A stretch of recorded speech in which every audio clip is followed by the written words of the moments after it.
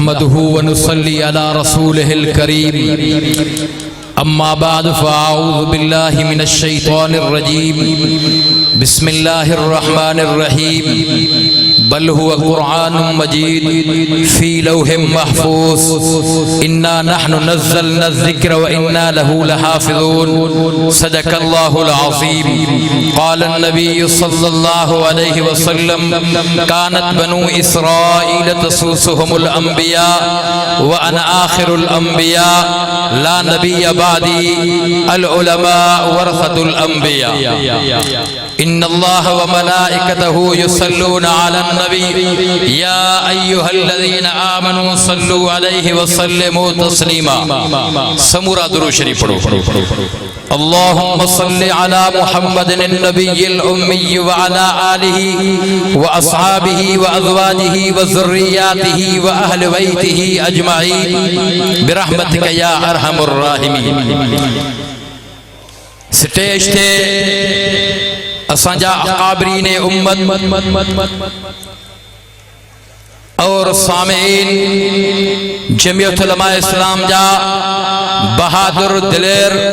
मुजाहिदो अज जरार शरीफ के अंदर खत्मे बुखारी के हवाले से ही अजीम शान फ़क़ीदुल मिसाल ही कॉन्फ्रेंस जारी है सारिया इहो दुनिया के सबक तो दिनो वने त हिन धरती ते जमीयत उलमा इस्लाम अल्लाह जो निज़ाम नाफिज कंदी। कुरान करीम जे आयात करीमा मां कुछ हिस्सो तिलावत कियो आ। पाक नबी इमामुल अंबिया सल्लल्लाहु अलैहि वसल्लम जे बेशुमार अहादीस मझा हिकड़ी हदीस पढ़ी आ। मुजा अजीजाने मन रब साईं कुरान करीम जे लाए फरमायो आ इन कुरान करीम के मां लोहे महफूज में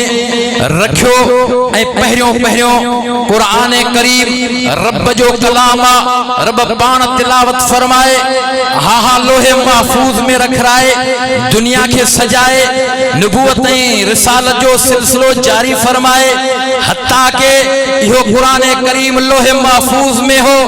नबूवतें रिसालत जी आमद ही 1.25 लाख नबी रसूल कमो पेश ईंदा रहा। कंखे छा मिलियो कंखे छा मिलियो कंखे सहीफा कंखे तौरात कंखे ज़बूर कंखे इंजील पर विच में 550 साल जो ज़मानो गुज़री वियो। हा हा हज़रत ईसा अलैहिस्सलाम आसमानन ते खड़ी वियो जने इमामुल अंबिया मुहम्मद मुस्तफा अहमद मुश्तबा आमिना जो लाल महबूबे जुल जलाल मुहम्मदुर रसूलुल्लाह सल्लल्लाहु अलैहि वसल्लम दुनिया ते जलवा अफरोज जा 40 साल जिंदगी तय्यब हया। 40 सालन खां बाद में रब रहमान कुरान करीम के दुनिया वाले आसमान ते नाज़िल फरमायो। जिब्राइल के ड्यूटी में लगायो 23 सालन जे अरसे ताई जिब्राइल अमीन कुरान खणी पे आयो। ओ जरार शरीफ जे जलसे में अचण वारो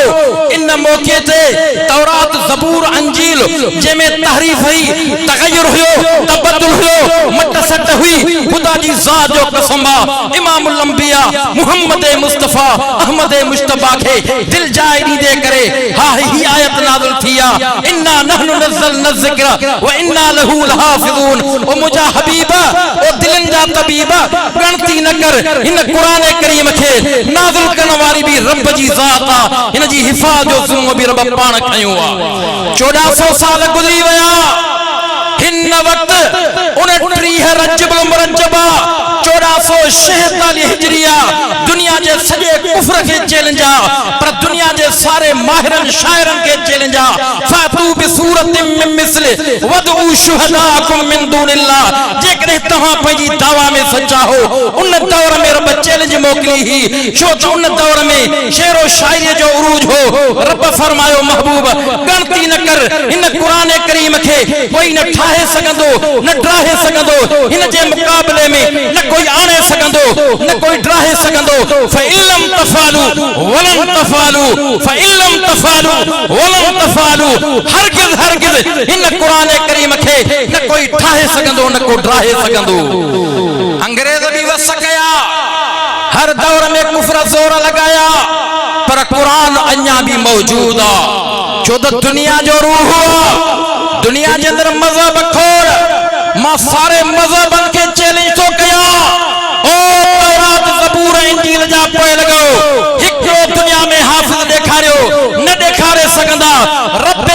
मोहम्मद जो कसम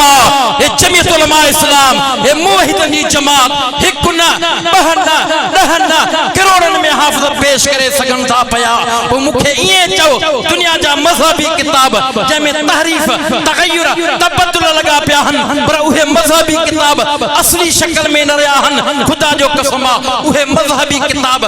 महफूज नाहिन पर उहे किताबन में ये तहरीफ लगल पया हन पर इस्लाम मुसलमान जे हर एक बच्चे बच्चे जे कुरान में महफूज आ वो चैलेंज हया इस्लाम क्यों न होवे मुमताज इस्लाम क्यों न होवे मुमताज दुनिया भर के दीनों में वहां मजहब किताबों में यहाँ कुरान सीनों में कुरान के सिखण जेला हदीस जो सिखण जरूरी आ हदीस के सिखण जेला फिक्ह जो सिखण जरूरी आ रब से जेको मुखा चवरायो कबूल मकबूल मंजूर फरमाए वो आखिर दावाना अनिल हम्दुलिल्लाह रब्बिल आलमीन शुक्रिया।